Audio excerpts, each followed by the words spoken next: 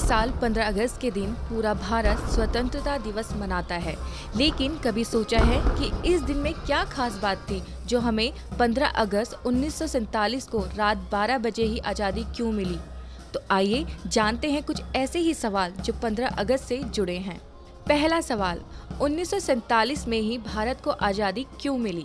क्या आप जानते हैं अंग्रेजों ने भारत की आज़ादी का दिन 3 जून 1948 तय किया था, लेकिन हालात ही कुछ ऐसे बन गए थे कि आज़ादी की तारीख बदलनी पड़ी। दरअसल 1945 में हुए दूसरे विश्व युद्ध में सबसे ज़्यादा नुकसान फिरंगियों को ही हुआ था। इस वक्त अंग्रेज इतने कमज़ोर हो गए थे कि वो अपने देश में ही ठीक से राज नहीं कर पा रहे थे। ऐसे में गांधी जी का सत्याग्रह आंदोलन और सुभाष चंद्र बोस के आज़ाद हिंद फौज ने फिरंगियों की नाक में दम कर रखा था। इसके अलावा जिन्ना भी अलग पाकिस्तान देश की मांग कर रहे थे।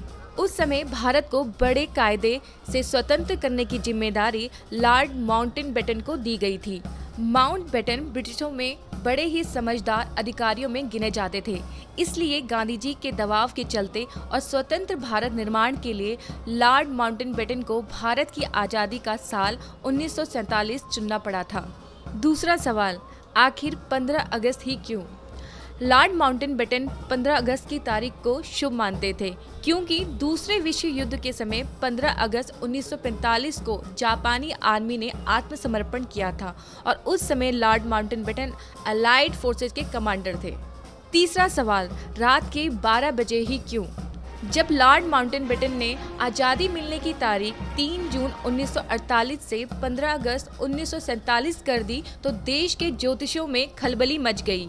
उनके अनुसार ये तारीख अमंगल और अपवित्र थी, जिसके बाद लॉर्ड माउंटबेटन को दूसरी तारीखें भी सुझाई गई, लेकिन वो 15 अगस्त को लेकर अडिग थे। खैर, इसके बाद ज्योतिषियों ने एक उपाय निकाला। उन्होंने 14 और 15 अगस्त की रात 12 बजे का समय तय किया, क्योंकि अंग्रेजों के हिसाब से दिन 12 AM पर शुरू होता है, लेकिन हिंदू कैलेंडर के हिसाब से सूर्योदय पर। सिर्फ यही नहीं, उन्होंने नेहरू जी को यह भी कहा था कि उन्हें अपनी आज़ादी की स्पीच अभिजीत मुहूर्त में 11:51 PM से 12:39 AM के बीच ही देनी होगी। इसमें एक और शर्त यह भी रखी गई कि नेहरू जी को अपनी स्पीच रात 12 बजे तक खत्म कर देनी होगी, जिसके बाद शंखनाद किया जाएगा, जो एक नए देश के जन्म की गूंज दुनिया तक पहुंचाएगा।